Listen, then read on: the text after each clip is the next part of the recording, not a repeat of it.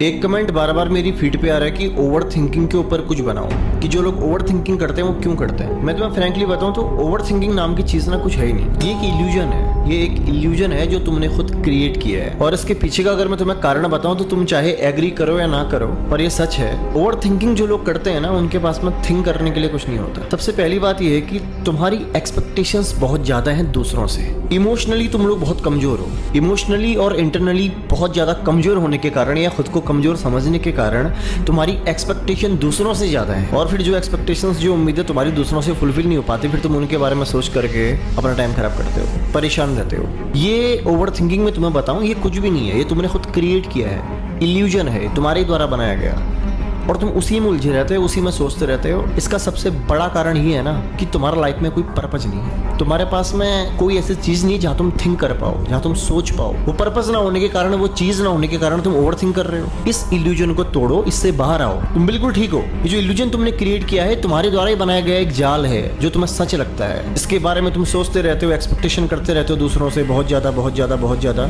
और जब वो एक्सपेक्टेशन तुम्हारी दूसरों से, दूसरी चीजों से फुलफिल नहीं हो पाती, फिर तुम परेशान हो जाते हो। खुद में कमजोर समझते हो तुम अपने आप को, तुम खुद में वीक समझते हो। ये तुम्हारी सबसे बड़ी गलती है। ध्यान रखना, जो एक स्ट्रांग आदमी होगा, जो स्ट्रांग माइंडसेट का इंसान होगा, जो दूसरों से उम्मीद नहीं रखता होगा ना, वो ओवर थिंकर भी नहीं होगा। याद रखना, वो हो ही नहीं सकता ओवर थिंकर। जो खुद पे बिलीव करता है, खुद से सारी चीजें करने की सोचता है, खुद पे डिपेंड होता है, दूसरों से उम्मीदें कम रखता है, और खुद की प्रायोरिटीज जिसके दिमाग में चलती रहती हैं, उसके लाइफ में ओवर थिंकिंग करने को टाइम ही नहीं है यार। जब तुम्हारी लाइफ में कुछ इंपॉर्टेंट करने को नहीं होता, तब तुम ओवर थिंकिंग करते हो। समझो कि तुम्हारी फैमिली में कोई भी बंदा है जिसको तुम बहुत ज्यादा प्यार करते हो, वो कहीं हॉस्पिटल में, ठीक है, और तुम बहुत बड़े ओवर थिंकर हो। उसके आसपास अभी कोई नहीं है, सिर्फ तुम हो उसके आसपास में, और अभी तुम्हें एक बोतल खून की जरूरत पड़ती है, ब्लड की, और वो तुम्हें 5 मिनट के अंदर लेके आना है। और तुम्हें हॉस्पिटल में नहीं पता कहाँ ब्लड बैंक है, कहाँ क्या चीजें हैं, कैसे तुम लाओगे, तुम्हें कुछ नहीं पता। अब ये जिम्मेदारी तुम्हारे ऊपर है। अब मुझे सोच के बताओ, क्या तुम्हारे मन में उस वक्त वो ख्याल आते हैं जो तुम ओवर थिंकिंग में सोचते हो? तुम्हारे मन में उस समय सिर्फ एक ख्याल रहता है कि ब्लड का इंतजाम करो।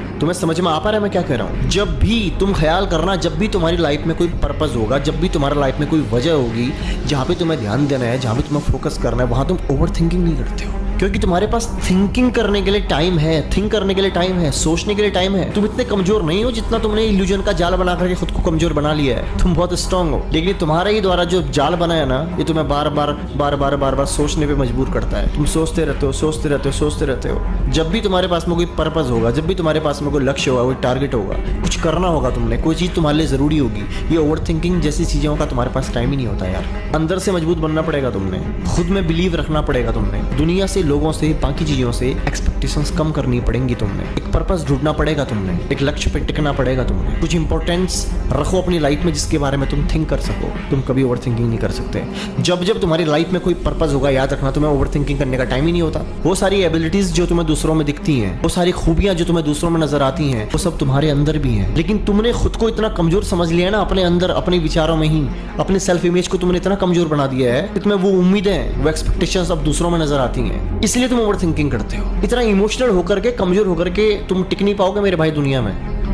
थोड़ा सा स्ट्रांग बनो। कोई पर्पस नहीं तुम्हारी लाइफ का स्ट्रांग की, जहां तुम सोच पाओ, ध्यान दे पाओ। अरे छोटी छोटी चीजें हैं यार। तुम्हारे मोबाइल पे अगर पानी गिर जाए, अभी साला पानी में डूब जाए, तुम्हारे मन में सिर्फ एक ख्याल रहेगा कि कैसे इसको जल्द से जल्द मैं ठीक करूं।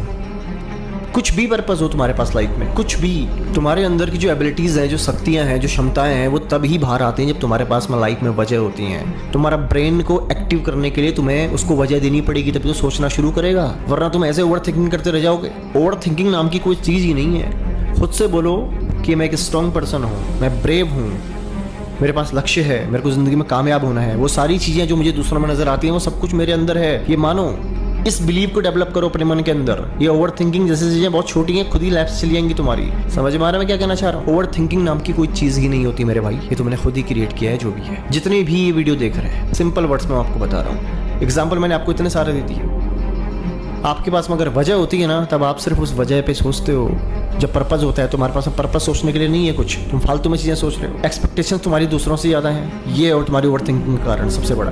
दूसरों से तुम्हारी जो एक्सपेक्टेशंस है ना, यही है तुम्हारी ओवर थिंकिंग का कारण। वो खूबियां जो तुम्हें दूसरों में नजर आती हैं, और वो कमियां जो तुम्हें अपने अंदर दिखती हैं। अब ऐसे खुद को कंपेयर करते रहोगे, ओवर थिंकिंग करते रहोगे तुम, फिर कोई इलाज नहीं है। ये इलाज तुम ही कर सकते हो अपने मन के अंदर अपनी सेल्फ इमेज को चेंज करके। और वो कैसे करना है मैंने पिछली वीडियो बहुत सारी बनाई है, self talk, mirror technique, voice को बार बार सुनना, दिमाग को अपनी आवाज़ सुनने की आदत लगाना, ये सारी चीज़ें मैं आपको बता चुका हूँ ऑलरेडी। मेरी पुरानी वीडियोस देखो तुम। बहुत छोटा सवाल था लेकिन इतनी बार आ रहा था मेरी फीड में, तो मुझे लगा कि इसके बारे में कुछ बताना चाहिए, तो मैंने बताया। अब जब बंदा बार बार पूछ रहा तो यार उसके लिए बड़ा हो सकता है। तो ठीक है ना, जवाब मिल गया ना तुम्हें? अगर जवाब मिल गया है तो कमेंट में ज़रूर बताना। ओके, चलो ध्यान रखो अपना, मिलता हूँ अगली वीडियो में।